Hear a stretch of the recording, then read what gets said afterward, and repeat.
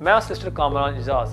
अगर ਤੁਹਾਡਾ ਕੋਈ ਵੀ ਇਮੀਗ੍ਰੇਸ਼ਨ ਮਸਲਾ ਹੈ, human rights applications, 7 year child applications, stateless applications ਜਾਂ ਈਏ ਐਪਲੀਕੇਸ਼ਨਸ, ਤੁਸੀਂ ਹੁਣ ਹੀ ਮੇਰੇ ਨਾਲ ਰਾਬਤਾ ਕਰੋ 07501010101।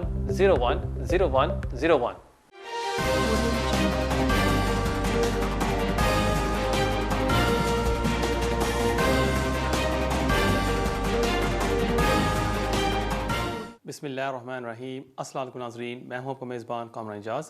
इस शो में आपके लाइव फ़ोन कॉल लेता हूं। अगर आपका भी इमिग्रेशन का मसला है, आप भी फ़ोन करके इस प्रोग्राम में हिस्सा ले सकते हैं। प्रोग्राम का नंबर भी आपके स्क्रीन के नीचे आ रहा है। उम्मीद है कि आपको ऐसी एडवाइस दी जाएगी जो आपके लिए फ़ायदेमंद साबित होगी। नाज़रीन, कोर्स की तरफ जाने से पहले आपके साथ थोड़ी सी अपडेट्स मैं शेयर करता जाऊँ। और इस वीक सबसे अहम अपडेट है कि मंडे को 19 जुलाई को पार्लियामेंट में होगा डिबेट इमिग्रेंट्स के लिए। आपने देखा होगा चंद महीनों पहले कि एक पिटिशन चल रही थी जहां 1 लाख सिग्नेचर्स की ज़रूरत थी, वो मिल गए थे। और इसके बाद पार्लियामेंट ने एक डेट सेट करनी थी जहां इस पर एमपीज़ बहस करेंगे, और वो होगा इस मंडे को। और जो टॉपिक्स, जो मौजू पर बातचीत होगी वो ये है कि जो लोग यहाँ रह रहे हैं 5 साल के लिए उनको वीज़ा दिया जाए। ये एक मौजू पर उनकी बहस होगी कि जो लोग यहाँ 5 साल से रह रहे हैं उनको वीज़ा दिया जाए, बल्कि बजाय 7 साल एक बच्चे को होते हैं फिर उसको वीज़ा दिया जाता है, या किसी ने अपनी आधी ज़िंदगी यहाँ गुजारी है फिर उसको वीज़ा दिया जाता है, या किसी को यहाँ 20 साल हो जाते हैं फिर उसको वीज़ा मिलता है। जो मेन बातचीत होगी इस डिबेट में वो ये है कि अगर किसी शख्स को यहाँ हो गए 5 साल, उसको वीज़ा दिया जाए। दूसरा जो मौजू है वो है कि जो बच्चे यहाँ पैदा होते हैं यूके में, उनको ऑटोमेटिकली ब्रिटिश नेशनलिटी दी जाए। ये भी एक मौजू है जिस पर बातचीत होगी। तीसरी चीज़ है कि जो होम ऑफिस की जो वीज़ा फ़ीस है उनको कम किया जाए। क्यों, आपने देखा होगा कि अखबारों में एक आर्टिकल था जहाँ वो कह रहे थे कि जो होम ऑफिस की प्रोसेसिंग कॉस्ट है, जो उनके अखराजात हैं एक एप्लीकेशन को कंसिडर करने में, वो है 200-300 पाउंड, जो बाकी फ़ीस है होम ऑफिस अपने जेब में रखती है। और ये नाइंसाफ़ी है इमिग्रेंट्स के साथ, जिनके पास पैसे नहीं होते, आप उनसे 2500 3-3 हज़ार पाउंड ले रहे हैं, वो बिल्कुल गलत है। सो इस डिबेट में एक गुफ्तगू होगी कि जो होम ऑफिस की फ़ीस है उसको कम किया जाए। और जो आखिरी चीज़ है वो है कि जो वीज़ा रिन्यूअल्स हैं उनको ऑटोमेटिकली रिन्यूअल किया जाए। कि अभी आपने देखा होगा कि जब आपका वीज़ा एक्सपायर हो जाता है, आपको एप्लीकेशन सबमिट करना पड़ता है और आप मिस कर देते हैं डेडलाइन, आप यहाँ ओवरस्टेयर हो जाते हैं। इस पर भी थोड़ी सी बातचीत होगी कि ये प्रोसेस को सिंप्लीफाई किया जाए रिन्यूअल्स के लिए। और लास्ट जो मौजू पर बातचीत होगी इस डिबेट में मंडे को, वो ये है कि जो इलीगल वर्किंग है उसको ख़त्म किया जाए। कि जहाँ कोई बंदा काम कर रहा होता है इमिग्रेंट, और उसको फिर सज़ा दी जाती है और जो उसका एम्प्लॉयर है उसको फ़ाइन दिया जाता है, इसको वो ख़त्म करना चाहते हैं। वो चाहते हैं कि इमिग्रेंट्स के लिए एक वर्क सिस्टम हो जहां वो लीगली काम कर सकें। सो अब देखें मंडे इस पर बातचीत होगी, देखें कि गवर्नमेंट की क्या राय है इसमें, वो क्या रिस्पांस देती है, उसके बाद आगे क्या होता है। जैसी कोई न्यूज़ आएगी इंशाल्लाह नेक्स्ट वीक मैं आपके साथ ज़रूर ये शेयर करूँगा। नाज़रीन, बेशुमार कॉलर्स वेट कर रहे हैं, बगैर कोई टाइम ज़ाया किए देखते हैं हमारे पहले कॉलर कौन है। हेलो, अस्सलाम वालेकुम। वालेकुम सलाम। जी कामरान भाई, कैसे हैं आप? ठीक है जी, शुक्र अल्लाह का। अच्छा, मेरे ये 2 छोटे-छोटे 3 सवाल हैं ज़म्बरानों के। मुझे पहले तो इसका कोई पता नहीं, अभी तो मुझे कल ही किसी ने बताया है, तो मैं अभी इंफॉर्मेशन लेने के लिए आपसे मैं कॉल कर रहा हूँ। मेरा बेटा है, वो ब्रिटिश सिटीजन है पिछले 3 साल से। ठीक है। तो हम 10 ईयर वो लीव पर हैं, यानी 2.5 साल वाली पर है। तो अब लेकिन वो चूंकि यहाँ पैदा हुआ था तो उसको 3 साल पहले ब्रिटिश पासपोर्ट मिल गया था, अब इसे 4था साल लग गया है। तो मुझे ये बताएं कि हमने स्विच करना है इसी पर, तो एक तो ये बता दें क्या हम क्वालिफाई कर सकते हैं इसमें, और दूसरा ये कि इसका मुझे फॉर्म कहाँ से मिलेगा। मैंने होम ऑफिस की चेक की है, मुझे वहां से कहीं नहीं मिला। अगर मैं किसी से ले लेता हूँ, कापियां करवा के मैं उनको भेज देता हूँ, तो क्या ये वायलेट होगा?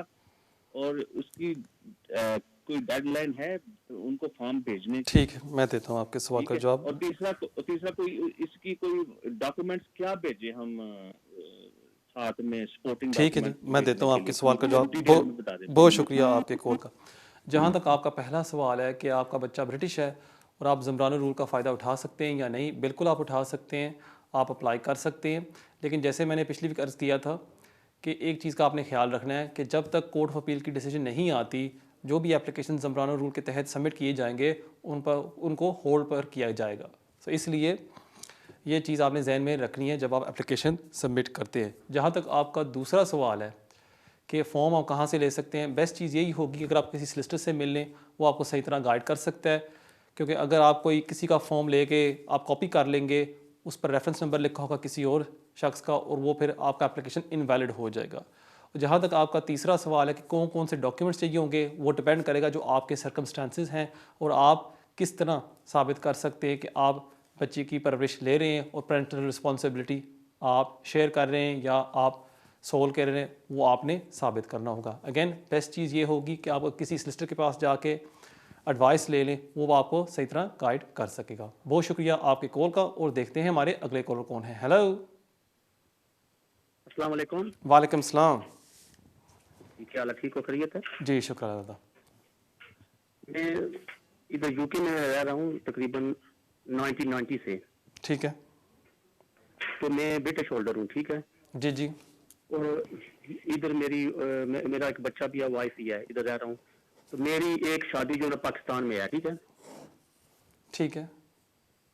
उसमें मेरी एक बच्ची है, अभी हुई है, तकरीबन जो है ना 5-6 महीने की है।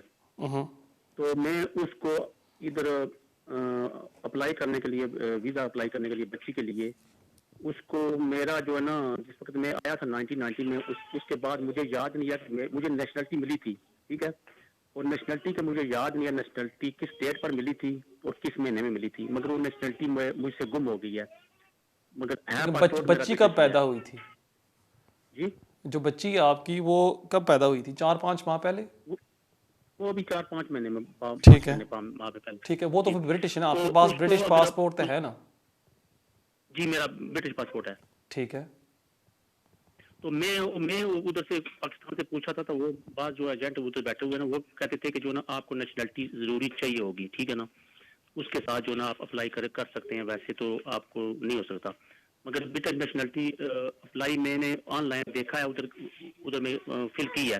मगर जब मैं सारा कुछ फिल करके लास्ट पर गया हूँ, उन्होंने मुझसे पूछा है कि डेट और मंथ उधर जो है ना डालें, वो मुझे याद नहीं रहा। फिर मैं अपना स्टुक हो गया हूँ। मैं आपसे पूछ रहा हूँ कि जो है ना नेशनलिटी लाजमी है, या उसके अलावा जो है ना लास्ट जो है ना तकरीबन लास्ट मंथ जो है ना आपका जो कोलिग्स इधर बैठे हुए थे, उनसे पूछा था, तो वो कहते हैं एक पेपर मिल जाता है वो फ्री, वो भी चल सकता है। मगर फिर मैं जो है ना मुतमिन नहीं हुआ, तो मैंने सोचा जो है ना चलो आपसे पूछ लूँ दोबारा कि नेशनलिटी चाहिए होगी कि नहीं चाहिए होगी। ठीक है, ये अगर करने। और दूसरा जो है ना क्वेश्चन मेरा है कि जो मेरी मिसेस इधर है ना, उसको मैं तकरीबन 3 साल से ऊपर हो गए हैं, जब उधर से स्पोर्ट्स वीजा से आई थी, ठीक है। तो उसका जो है ना, उसके बाद 2.5 साल के बाद उसका मैं अप्लाई किया था, जो इंस्ट्रक्शन अप्लाई की थी, वो जो है ना, वो अनफॉर्चुनेटली जो है ना, है तो मेरी तरफ से जो है ना, मैं सेल्फ एम्प्लॉयड था, वो तो पूरा मैं किया था 18,600, मगर उनने बोला कि 18,600 पूरा नहीं हुआ है, तो उनने 10 ईयर्स रूट पर डाल दिया है। अभी जो है ना, मैं अभी इसकी जो है ना अप्रैल में जो है ना, इसका दोबारा दूसरी जो है ना होना है 2 दफा। उसमें जो है ना, मैं बेस्ट रूट क्या है जो है ना, 10 ईयर पर रहने दूं, या जो है ना दोबारा मैं अप्लाई करूं 18,600 पे पूरा, अभी तो इंशाल्लाह हो जाएगा।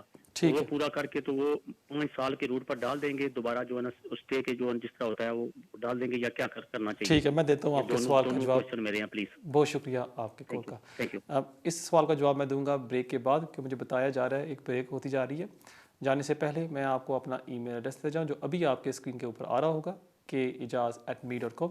इसके ज़रिए आप मुझे कांटेक्ट कर सकते हैं, और अगर आप मुझे मिलना चाहते हैं आप मुझे मिल भी सकते हैं। और जो बहन भाई अभी कोशिश कर रहे हैं कॉल करने की और उनकी बारी नहीं आ रही, आप फिक्र मत करें, आज शाम को इस प्रोग्राम को हम पब्लिश करेंगे यूट्यूब के ऊपर, वहाँ भी आप ये प्रोग्राम देख सकते हैं। और कमेंट्स में जाके अगर आप मुझे कोई भी सवाल पूछना चाहते हैं, आप यूट्यूब कमेंट्स में मुझे पूछ सकते हैं। नाजरीन, कहीं नहीं जाना, मिलते हैं ब्रेक के बाद।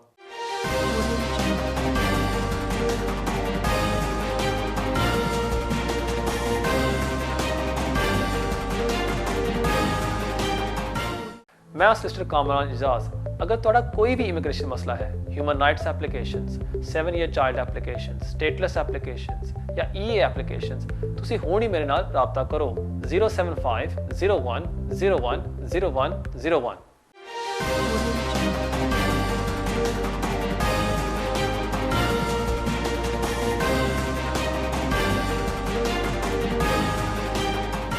नाजरीन वेलकम बैक। ब्रेक से पहले एक सवाल मुझे पूछा गया था कि कॉलर की एक बच्ची हुई है पाकिस्तान में और उसको वो रजिस्टर करना चाहते हैं एज अ ब्रिटिश नेशनल, और अगर उनको ज़रूरत होगी अपनी नेचुरलाइज सर्टिफिकेट की या नहीं।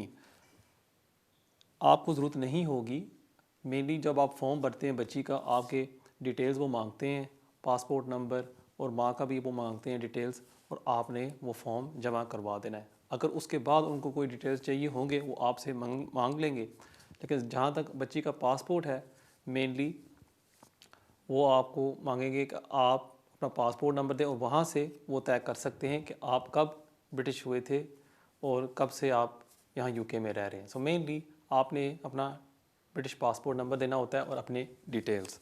जहाँ तक आपका दूसरा सवाल है कि आपकी वाइफ की एक्सटेंशन ड्यू है और अब आप अप्लाई करना चाहते हैं, क्या बेहतर होगा कि अगर आप स्विच कर लें टू द 5 ईयर रूट दोबारा, या आप ये 10 ईयर रूट पर ही रहें जब उसने अप्लाई किया था पिछली दफ़ा।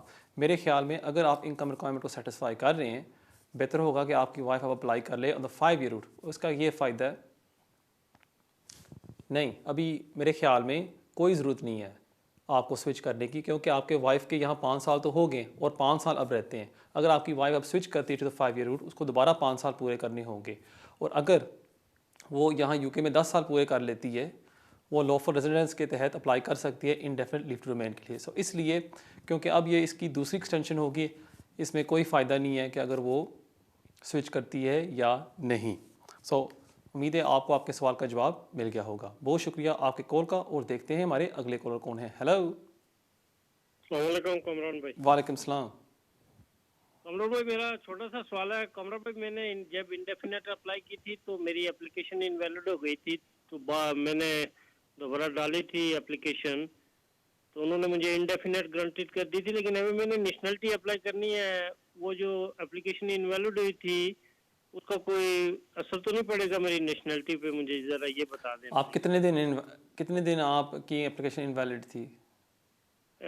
मैंने एप्लीकेशन जब उन्होंने मुझे लेटर भेजा तो मैंने विद इन 6 डेज मैंने नई एप्लीकेशन डाल दी थी, लेकिन उन्होंने मेरी एप्लीकेशन तकरीबन 1.5 ईयर होम ऑफिस में पेंडिंग रही है। फिर उन्होंने मुझे लेटर भेजा कि हमने इंडेफिनेट ग्रांटेड कर दी है। ठीक है, मैं समझ गया। बहुत शुक्रिया आपके कॉल का। अगर आपने विद इन 14 डेज़ में एप्लीकेशन सबमिट कर दी थी और उसके बाद होम ऑफिस ने आपको ILR ग्रांट कर दिया या फर्दर लीव टू रिमेन, फिर वो जो पीरियड था आपका 5-6 दिन का जहाँ कह लें ओवर स्टेयर थे, उसको इग्नोर किया जाएगा। सो इसलिए मेरे ख्याल में आप अप्लाई कर सकते हैं नेशनलिटी के लिए।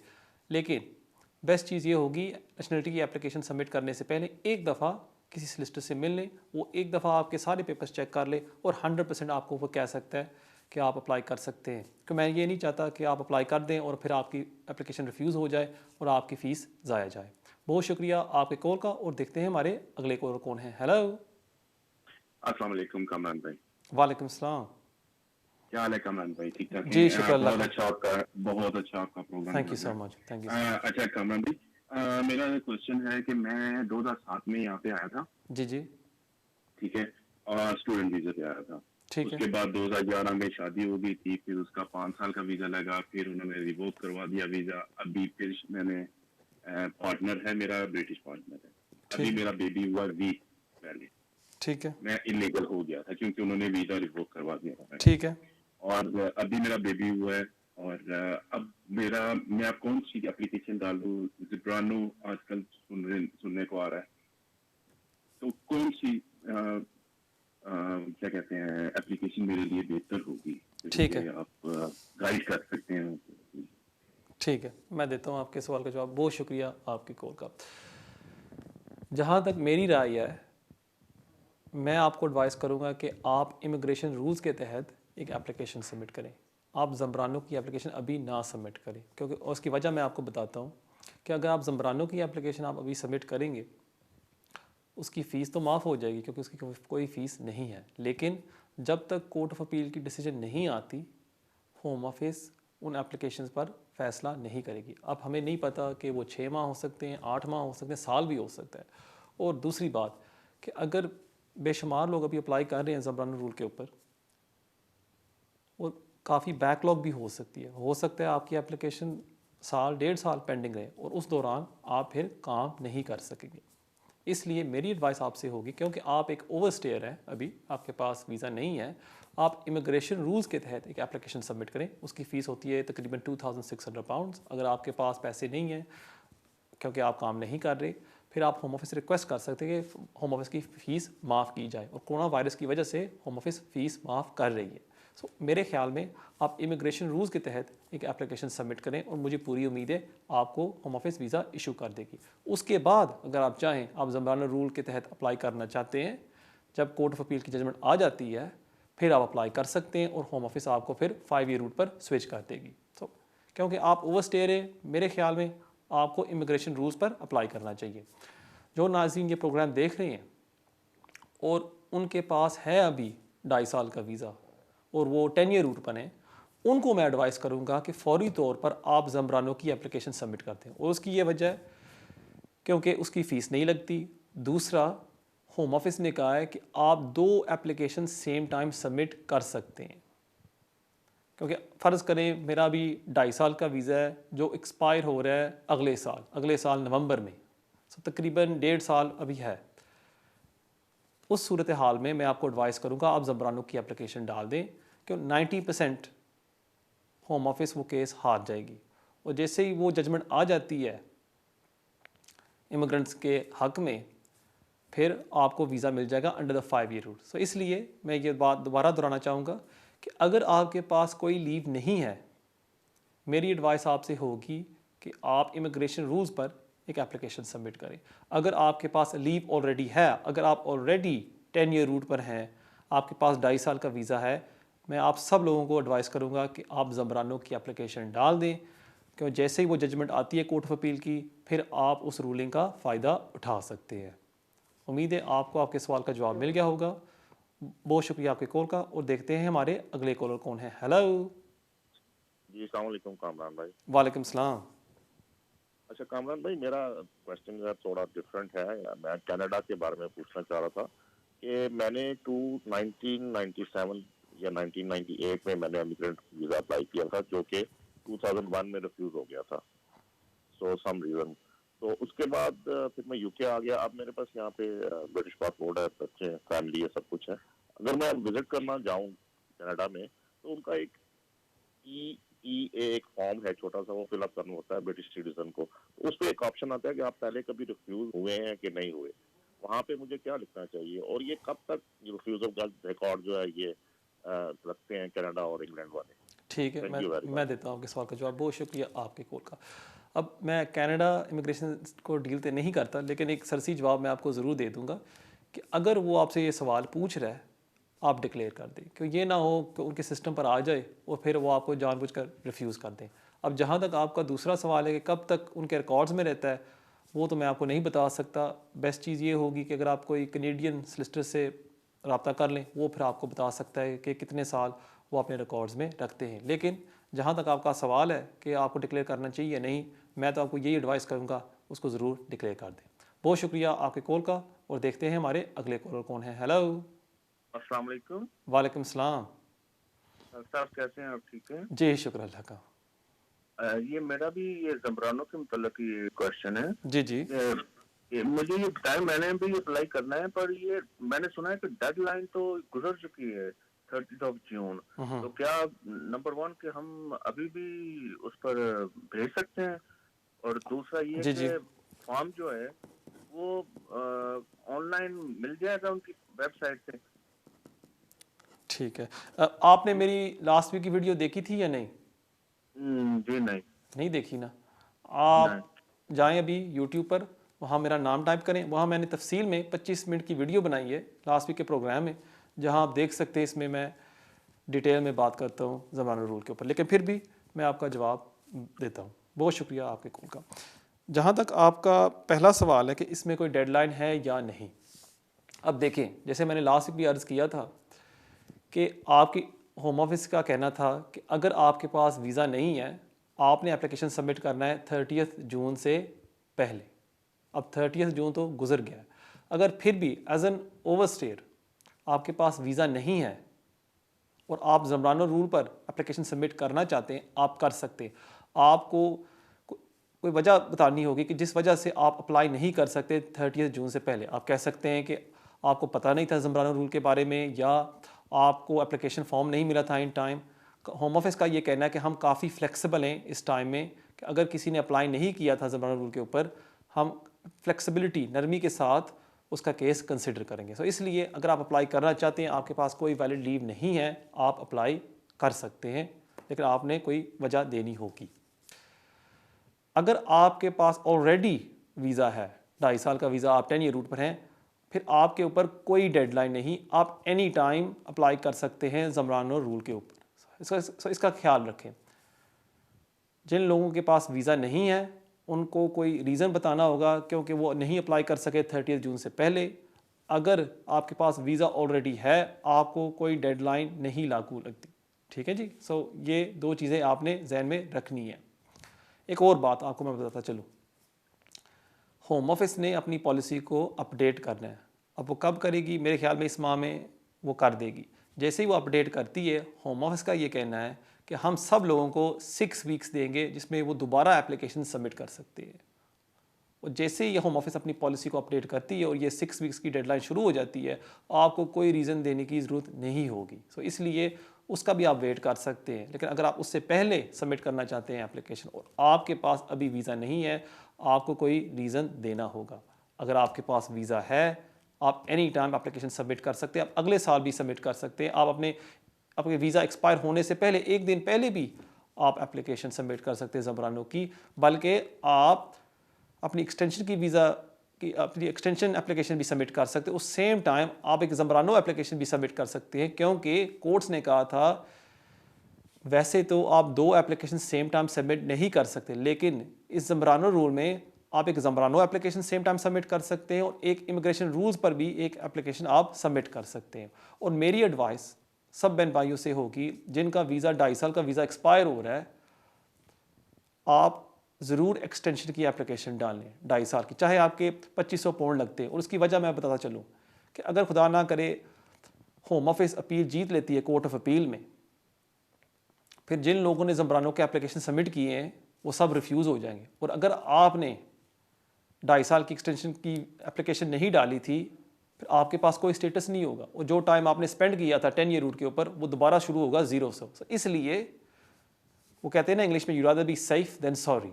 आप एप्लीकेशन 2.5 साल की भी सबमिट कर दें और अगर आप ज़मरानो रूल का फ़ायदा उठाना चाहते हैं, आप एक ज़मरानो की एप्लीकेशन भी सबमिट कर सकते हैं। बहुत शुक्रिया आपके कॉल का। नाज़रीन, मुझे बताया जा रहा है कि ब्रेक का वक्त हो जाता है। जाने से पहले मैं आपको अपना ईमेल एड्रेस देता जाऊँ जो अभी आपके स्क्रीन के ऊपर आ रहा होगा, kejaz@me.com। इसके ज़रिए आप मुझे कॉन्टैक्ट कर सकते हैं और अगर आप मुझे मिलना चाहते हैं एडवाइस के लिए मेरे ऑफिस में, आप मुझे मिल भी सकते हैं।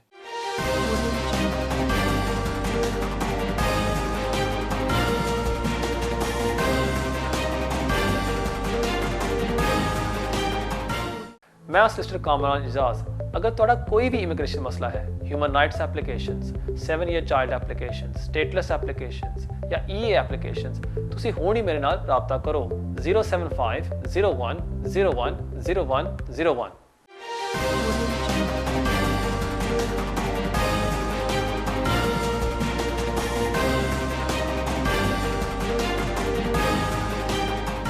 Welcome back to immigration with Kamran. देखते हैं हमारे अगले कॉलर कौन है। हेलो।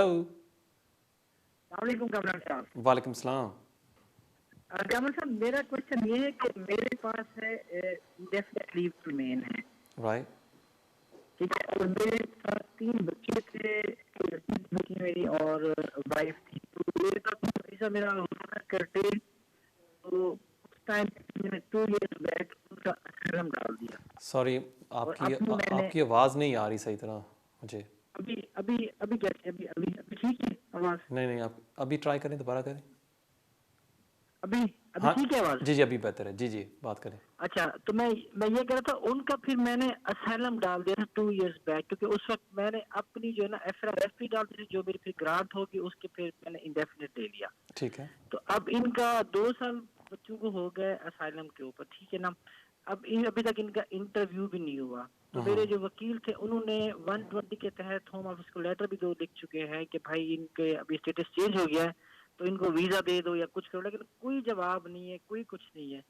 अब हम और बहुत आप ज्यादा डेस्परेट जो हो रहे हैं आपकी कि वाइफ असाइलम के हैं चक्कर से निकल जाए। जो आपकी वाइफ हैं, जो आपके बच्चे हैं, आप सब इकट्ठे एंटर हुए थे? वो कैसे एंटर हुए थे यूके? नहीं नहीं, वो तो मेरे आए थे, डिपेंडेंट आए थे, लेकिन जब असाइलम डाला था तो असाइलम की मेन एप्लीकेंट मेरी वाइफ 3 बच्चों के साथ थी, और मैंने अपनी अलग एप्लीकेशन डाली। ठीक है, आपको कौन सी बेस ऐसा पर है। अब इंडेफिनिट मिला है? मुझे 10 इयर्स पे मिला है। लॉन्ग रेजिडेंस के ऊपर? लॉन्ग लॉन्ग पे, जी जी। ठीक ठीक हो गया। ठीक है, मैं देता हूँ आपके अभी जी जी। अभी ये समझ नहीं आ रही कमर साहब कि हम असाइलम से निकलना चाह रहे हैं कि कैसे निकलें ताकि इनका जो आपके वीजा बच्चे मिले, हैं इनको वो भेजे पाकिस्तान में डॉक्यूमेंट। पैदा हुए थे या यूके में पैदा हुए जी थे? जी, नहीं, पाकिस्तान में पैदा, लेकिन उनको तकरीबन अभी 8 साल होने वाले हैं बच्चों को भी। यहाँ रहते हुए? 8 जी जी, 8वां साल है। 8वां साल है, 7 साल से ज़्यादा हो गए जी जी यहाँ।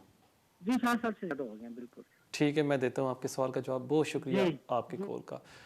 मेरे ख्याल में बेस्ट चीज़ ये होगी कि दोबारा एक रिमाइंडर भेज दें होम ऑफिस को कि जी हमारे सर्कमस्टेंसेस अभी चेंज हो गए हैं, मुझे ILR ग्रांट हो गई है, और जो हमारे बच्चे हैं उनको 7 साल से ज़्यादा हो गए यहाँ रहते हुए, प्लीज़ मेरी वाइफ को और बच्चों को वीज़ा दें। अगर जवाब 1 माह में नहीं आता, मेरे ख्याल में नहीं आएगा, मेरी एडवाइस आपसे ये होगी कि आप एक फ़्रेश एप्लीकेशन सबमिट कर दें अपनी वाइफ के लिए और अपने 2 बच्चों के लिए, और वो मेरे ख्याल में 6 मंथ्स के अंदर होम ऑफिस आपको जवाब दे देगी और आपकी वाइफ को और आपके 2 बच्चों को वो वीज़ा इशू कर देगी। तो बेस्ट चीज़ ये होगी कि आप एक फ़्रेश एप्लीकेशन सबमिट कर दें, उससे आप जल्दी से वीज़ा हासिल कर सकते हैं। बहुत शुक्रिया आपके सवाल का, और देखते हैं हमारे अगले कॉलर को हैं। Hello hello hello, you live on है। अस्सलाम वालेकुम। वालेकुम सलाम। जी मैं सर नदीम बात कर रहा हूँ। जी जी, नदीम साहब। सर मेरे 2 सवाल। एक तो ये है कि मैं यूरोपियन हूँ, यहाँ पे 10 साल से रह रहा हूँ, ठीक है। पासपोर्ट है मेरे पास। ठीक है। तो मैंने अपने छोटे भाई का वीजा अप्लाई किया था, जी जी। सेटलमेंट वीजा यहाँ पे ठीक है। लास्ट ईयर ना, सितंबर अक्टूबर में, पर रिफ्यूज हो गया था वो। राइट। तो मैंने अपील नहीं की, तो जाहिर है वो दिसंबर का डेडलाइन थी, वो खत्म हो चुकी है। जी तो जी। मैंने अपील नहीं की थी। आया कि मैं अब जाके अपील कर सकता हूँ उसकी, फाइन पे करके कुछ इस तरह रीजन कोई दे के। दूसरा मेरा सवाल है कि मैं अपने बच्चों के ब्रिटिश पासपोर्ट अप्लाई कर सकता हूँ, क्योंकि वो अंडर 18 है, एक 10 साल के और एक 7 साल के। वो पैदा ये कहाँ हुए born थे? हुए यहाँ हैं। यहाँ ये पैदा? यहीं पे बेटी मेरी पाकिस्तान में पैदा हुई है, बेटा मेरा यहाँ पे पैदा हुआ है, लेकिन वो मेरे रेजिडेंस परमिट मिलने के बाद पहले हुआ है एक। और आया कि उसकी फीस यानी कि मुझे पूरी पे करनी पड़ेगी या नॉर्मल फीस है जो? प्लीज ये मुझे सॉरी, बता जो दीजिए। आपने उससे पहले कहा था, क्या कहा था आपने? मैंने अपने भाई का वीजा अप्लाई किया नहीं, था। भाई का तो मैं समझ गया, बच्ची का आप कुछ कह रहे थे, बच्चे का क्या कह रहे थे? बेटी मेरी पाकिस्तान में पैदा हुई है, जी जी। उसके पास इंडेफिनेट है। ओके। तो एक मेरा बेटा, उसके पास भी पुर्तगाली पासपोर्ट है, वो 8 साल का है। बेटा मेरा यहीं पे पैदा हुआ है। बेटा यहाँ पैदा हुआ है, ठीक है। और उसके पास भी अब इंडेफिनिट है या नहीं? नहीं, उसका मैंने भी, लेकिन उसका मैंने ये जो सेटलमेंट स्कीम में किया, अप्लाई किया हुआ था ऑनलाइन, जो इनकी चल रही है ना, उसमें किया हुआ है। ठीक है। और जो इनकी बच्चों की माँ है वो कहाँ है? वो ये मेरे साथ ही, उनके पास इंडेफिनेट है। उनके पास भी इंडेफिनिट है। ठीक हो गया, मैं देता हूँ आपके सवाल का जवाब। बहुत शुक्रिया आपके कॉल का। क्योंकि आपके पास भी इंडेफिनिट है और आपकी वाइफ के पास भी इंडेफिनिट है, आप अप्लाई कर सकते हैं दोनों बच्चों के लिए नेशनैलिटी, और उनको मुझे पूरी उम्मीद है कि उनको होम ऑफिस नेशनैलिटी इशू कर देगी अगर दोनों बच्चे अंडर 18 हैं। सो मेन चीज़ ये है कि आपने सेटिस्फाई करना, अगर दोनों बच्चे अंडर 18 हैं वो फौरी तौर पर अप्लाई कर सकते हैं नेशनैलिटी के लिए। अगर आपकी बच्ची ओवर 18 है, फिर उसको अपने ओन राइट में ILR होना चाहिए, जो, और जैसे ही वो उसको ILR मिल जाता है 1 साल बाद वो अप्लाई कर सकते हैं नेशनलिटी के लिए। लेकिन जहाँ तक आपका सवाल था, मेरे ख्याल में आपके दोनों बच्चे अंडर 18 हैं। एक बच्ची आपकी पाकिस्तान में पैदा हुई थी और एक बच्चा आपका यहाँ UK में पैदा हुआ था। क्योंकि आप दोनों मियाँ बीवी के पास है ILR, आपके दोनों बच्चे अब अप्लाई कर सकते हैं नेशनलिटी के लिए। बहुत शुक्रिया आपके कॉल का, और देखते हैं हमारे अगले कॉलर कौन है। हेलो। अस्सलाम वालेकुम। वालेकुम सलाम। भाई कैसे हैं आप, ठीक है? जी शुक्र अल्लाह का। मेरा सिर्फ एक क्वेश्चन है कि 5 साल पहले मुझे रेफ्यूजी स्टेटस मिला था, 5 ईयर का वीजा था राइट, जो एक्सपायर हो रहा है नवंबर में। ठीक है। तो अब मैंने अप्लाई, क्या मैंने करना है, इंडेफिनेट अप्लाई करना है? और अगर मैं इंडेफिनेट अप्लाई करता हूँ तो ये मुझे इंडेफिनेट ही देंगे, या मुझे कोई बता रहा था कि उन्होंने दोबारा कोई कोई लोगों को ये फिर अगेन 5 साल का वीजा दे रहे हैं, इंडेफिनेट नहीं दे रहे, तो क्या ये ठीक बात है? तो मुझे तो इंडेफिनेट ही करना चाहिए ना। और दूसरा ये कि मुझे उसके साथ क्या क्या चीजें लगानी चाहिए, ये जरा मुझे बताएं, क्योंकि मैं कंफ्यूज हूँ, किसी ने मुझे शायद गलत गाइड किया है या नहीं। ठीक है, मेरा 5 ईयर रेफ्यूजी स्टेटस एक्सपायर हो रहा है नवंबर में, मैंने आगे क्या अप्लाई करना है, प्लीज मुझे जरा बता दें। मैं ज़रूर बताता हूँ आपको। बहुत बहुत शुक्रिया आपके सवाल का। जहाँ तक आपका सवाल है कि आपने किसके लिए अप्लाई करना है, आपने ILR के लिए अप्लाई करना है।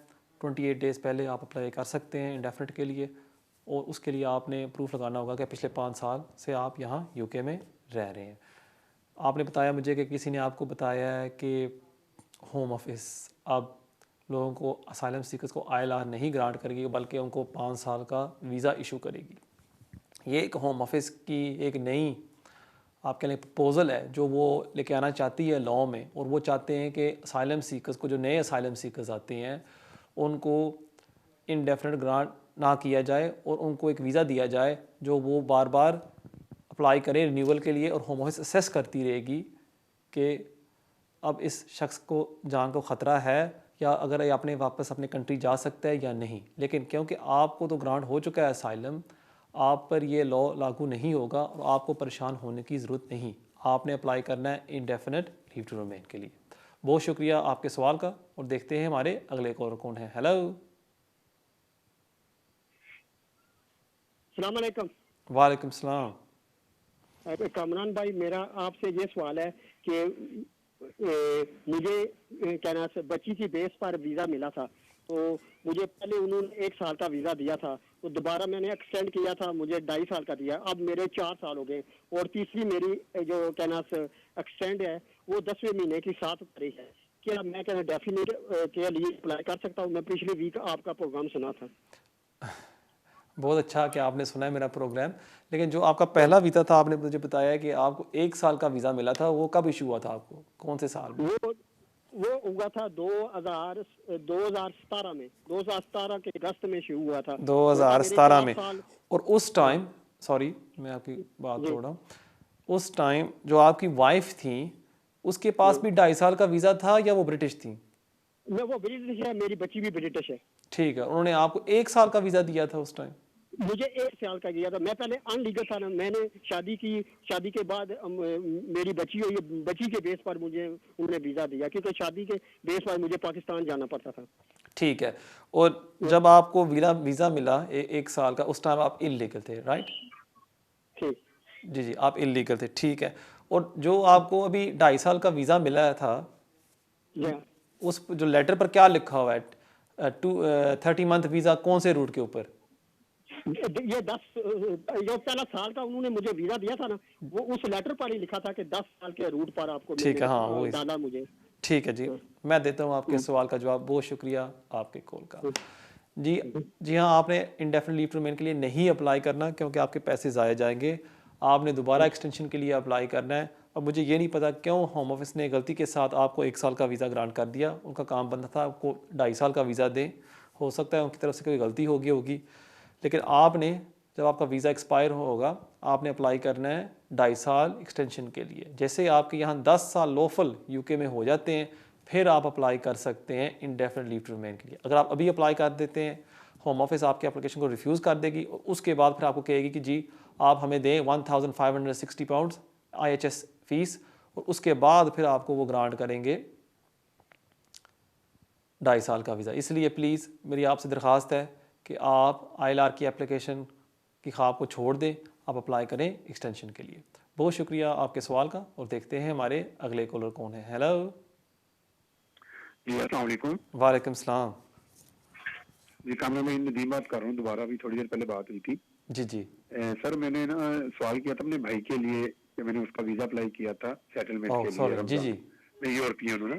जी जी तो उसका रिफ्यूज हो गया था, तो दिसंबर से पहले मैंने किया था, तो डेडलाइन खत्म हो गई है, तो मैंने अपील नहीं की थी। हाँ जी आए कि मैं उसकी अपील अभी कर सकता हूँ कोई फाइन पे करके? दूसरा मैंने सवाल किया था कि मेरे बच्चों की नेशनली अप्लाई कर सकता हूँ, उनकी फीस मुझे 1300 पे करनी पड़ेगी जी, बिल्कुल या वो नॉर्मल बिल्कुल पे 65 करनी पाउंड है पड़ेगी, वो पे करनी पड़ेगी? बिल्कुल पे करनी पड़ेगी, उसमें कोई आपको एग्जाम्पशन नहीं मिल सकती। ओके, ठीक है जी, तो मैं देता भाई हूँ का आपके बता पहले सवाल का दीजिए। जवाब। बहुत शुक्रिया आपके कॉल का। जहाँ तक आपका ये पहला सवाल है कि आपने एप्लीकेशन सबमिट की थी भाई के लिए, उसको स्पॉन्सर करने के लिए, और वो रिफ्यूज़ होगी और आपने अपील नहीं की क्योंकि आपके पास 28 डेज़ की डेडलाइन थी। आप अगर एक लेट अपील सबमिट करना चाहते हैं, आप सबमिट कर सकते हैं, लेकिन आपको रीजंस देने होंगे कि क्यों आपने अपील नहीं किया था उस टाइम और अब आप क्यों अपील कर रहे हैं ऑलमोस्ट 6 मंथ्स लेट। अगर आपके पास कोई वजह है जो आप एक्सप्लेन कर सकते हैं, फिर शायद एक जज आपके केस में डिस्कशन इस्तेमाल करके इस अपील को दोबारा रीइंस्टेट कर दे। बेस्ट चीज़ ये होगी कि आप एक सलिसिटर से मिल लें और फिर वो आपको बता सकता है इसमें मेरिट्स हैं या नहीं। क्यों मैं ये नहीं चाहता कि आप एक सलिसिटर के पास जाएं, वहाँ उसको आप फ़ीस दे दें और जज रिफ्यूज़ कर दे आपकी अपील को। और आपने ये भी असेस करना है किसी सलिसिटर को इंस्ट्रक्ट करने से पहले कि ये जो अपील है जो आपकी भाई की जो आप करना चाहते हैं, इसमें मेरिट्स हैं या नहीं। जो एप्लीकेशन आपने सबमिट की थी, आपने उसके साथ प्रूफ लगाया था कि आपका भाई आपके ऊपर डिपेंडेंट है। ये नहीं कि आपने 6 माह की वेस्टर्न यूनियन स्लिप्स लगा दी और आपने एप्लीकेशन सबमिट कर दी। इस तरह जज मुतमिन नहीं होता। तो इसलिए प्लीज़ ये भी चेक करवा लें किसी सिस्टर के पास जाके कि इसमें मेरिट्स हैं। ये ना हो कि आप सिस्टर के पास चले जाएं और आपके पैसे ज़ाया जाएं। तो इसलिए प्लीज़ किसी कॉम्पिटेंट सिस्टर के पास जाके ज़रूर एडवाइस ले लें। बहुत शुक्रिया आपके सवाल का और देखते हैं हमारे अगले कॉलर कौन है। हेलो। हेलो, अस्सलाम वालेकुम। वालेकुम सलाम। मैंने आपसे बात करनी थी, बहुत मजबूर होकर कर रही हूँ। मैंने 22-21 साल के बाद वो 20 साल की बेस पे किया था। आप आगे भी कॉल की थी, पहले अप्लाई किया, उन्होंने रिफ्यूज कर, दोबारा अप्लाई किया, फिर रिफ्यूज कर दिया उन्होंने। जी जी। और तो आप कितने अरसे से यहाँ रह रहे हैं? मुझे 21 साल हो चुके हैं मई में पूरे। आप यूके कैसे एंटर हुई थी? मैं एंटर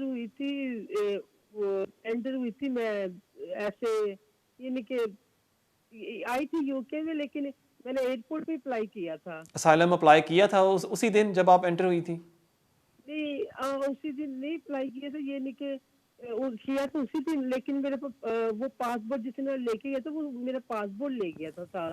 ठीक है, एजेंट ले गया था पासपोर्ट आपका, ठीक है, लेकिन हाँ, ठीक है वो तो लेकिन मैंने मैंने एयरपोर्ट पे यहाँ पे जो ये नहीं है एयरपोर्ट जो हीथ्रो गेटवे ठीक है। यही अप्लाई किया था मैंने। मेरे कागजात सब चीजें मेरे पास, ये नहीं कि मेरे बिल, मेरे जो मैं वो पे करती जी जी। इलेक्शन थे, डॉक्टर की जो जितनी लेकिन होम ऑफिस ने फिर आपकी एप्लीकेशन को क्यों रिफ्यूज किया 2 दफ़ा? अब वो रिफ्यूजल्स में उन्होंने क्या लिखा हुआ है कि क्यों हम रिफ्यूज कर? You can't live this country, you can't live this country, United kingdom, ये लिखा हुआ है। नहीं, लेकिन कोई वजह भी बताई होगी ना कि हम नहीं मानते, आपको 20 साल यहाँ हो गए, आपने पिछले 5 साल के प्रूफ नहीं हमें दिए, या आपने 1 साल का प्रूफ मैंने नहीं। सब दिए, लेकिन आपके इलेक्शन के डॉक्टर के चीज प्रूफ होती है ना, इलेक्ट्रिसिटी की। जी जी। मैं ये कि कोरोना से मैं इतनी मजबूर है कि खाने पीने से मुझे इतनी कमी, लोग मुझे दे, मैं कितने कह भी नहीं सकती, मैं इतनी मजबूर हूँ, बाहर बैठी हूँ, मैं कैसे करूँ? जी जी, ठीक है, मैं देता हूँ आपके सवाल का जवाब। बहुत शुक्रिया आपके कॉल का। मेरी बहन मायूस ना हो, हर चीज़ का हल है इस दुनिया में। अगर आपके पास प्रूफ है, आप मेरे पास आ सकती हैं फॉर फ्री, मैं ये आपका एप्लीकेशन कर दूंगा आपके लिए, नो प्रॉब्लम। आप एक दफ़ा मेरे दफ्तर आ जाएं और पेपर्स ले आएँ साथ, और इंशाल्लाह मैं इसको सेस करके आपके लिए ज़रूर एप्लीकेशन डालूँगा। आप परेशान ना हो, अल्लाह पर आप उम्मीद रखें, बल्कि यकीन रखें कि आपको ज़रूर वीज़ा मिलेगा एक दिन। कोई चीज़ नामुमकिन नहीं है। मैंने ऐसे ऐसे केसेस देखे हैं जिसके पास कोई भी पेपर्स नहीं थे और उनका वीज़ा लग गया। और अगर आपके पास प्रूफ है या नहीं भी है, हम रिप्रेजेंटेशंस कर सकते हो आपकी तरफ से कि जी आपको वीज़ा दिया जाए। इसलिए प्लीज़ आप परेशान ना हो, हौसला रखें और इंशाल्लाह आपको ज़रूर वीज़ा मिलेगा। आप से ज़रूर फ़ौरी तौर पर रब्ता करें। बहुत शुक्रिया आपके सवाल का। नाज़रीन, ये था हमारा आखिरी सवाल आज के प्रोग्राम के लिए। उम्मीद है कि आपको आज का प्रोग्राम पसंद आया होगा। हमेशा की तरह मैं आप सबसे रिक्वेस्ट करता हूँ कि आप जाएं यूट्यूब पर और वहाँ मेरे चैनल पर सब्सक्राइब करें। और अगर आप मुझे कोई भी सवाल पूछना चाहते हैं, वहाँ आप कमेंट्स में मुझे लिख सकते हैं और मैं अपनी तरफ से पूरी कोशिश करूँगा आपके सवालों के जवाब दूँ। मेरी तरफ से आप सब बहन भाइयों को इन एडवांस ईद मुबारक। इंशाअल्लाह ताला हमारी मुलाकात होगी अगले हफ्ते इसी टाइम 6 से लेकर 7 बजे सिर्फ और सिर्फ वीनस टीवी पर। तब तक के लिए मुझे इजाज़त दें। अस्सलाम वालेकुम।